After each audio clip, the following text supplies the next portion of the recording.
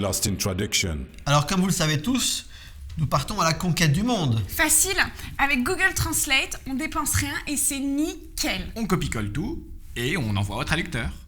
Vous voulez faire couler la boîte ou quoi? À ce stade de la web-série, vous devez donc être capable de sélectionner le traducteur ou l'agence de traduction qui convient à votre projet, et vous connaissez les bonnes pratiques en termes de format et de process de traduction. C'est un bon début, certes, mais ce n'est pas suffisant. La traduction est avant tout une question de sens. Au-delà des mots choisis et de la forme que prendra le texte traduit, il est important de respecter le sens originel du texte, tout en sachant que la traduction, c'est l'honnêteté de s'en tenir à l'imperfection allusive. Jolie phrase, non? Nous avons vu que le traducteur est un mouton à 5 pattes, un héros des temps modernes, à la science infuse. Mais il n'a pas encore le don de télépathie. Il ne connaîtra jamais mieux que vous, votre marque, vos produits, votre public. Les entreprises passent de nombreuses années à se créer une véritable marque, un véritable ton, et tous les contenus sont mûrement réfléchis et travaillés. Mais ces bonnes intentions partent souvent en lambeaux dès qu'on veut internationaliser ces contenus.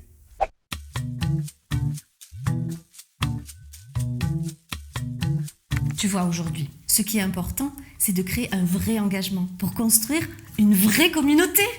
Des ambassadeurs. Absolument. Et ça, eh bien, ça passe par du contenu de qualité, cohérent, où nos clients peuvent retrouver le ton de notre marque, son essence, s'identifier. Content is king.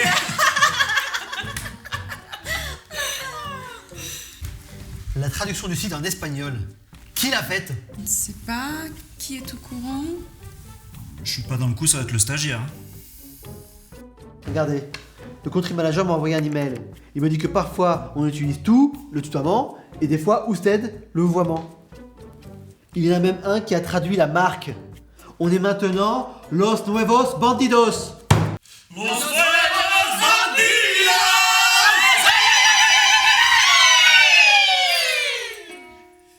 Et puis alors, pour traduire nos papillons, là, il y en a pour tous les goûts. Il n'y a aucune cohérence. Ça fait vraiment pas sérieux. Mais c'est incroyable. Ils sont nuls, ces traducteurs. C'est du bon sens quand même. Mais vous les avez briefés ou pas?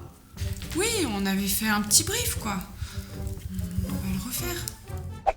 Dans ce cas, nous ne sommes pas dans le cadre d'erreurs ou de fautes de traduction. Les termes utilisés sont sans doute corrects. Le souci, c'est qu'ils ne sont pas adaptés à ce contexte. Pourquoi? Car le traducteur n'a eu aucune indication. Alors, comment remédier à ce type de situation désagréable, mais surtout coûteuse? Ça peut se faire via un questionnaire, un briefing ou même un appel. Car n'oubliez pas, ce qui est évident pour vous ne l'est pas forcément pour le traducteur. Putain, on a failli être grillés. Faut qu'on fasse gaffe quand même. Mais grave, mais ma copine irlandaise, elle m'a toujours dit que nœud papillon, ça se disait knot butterfly.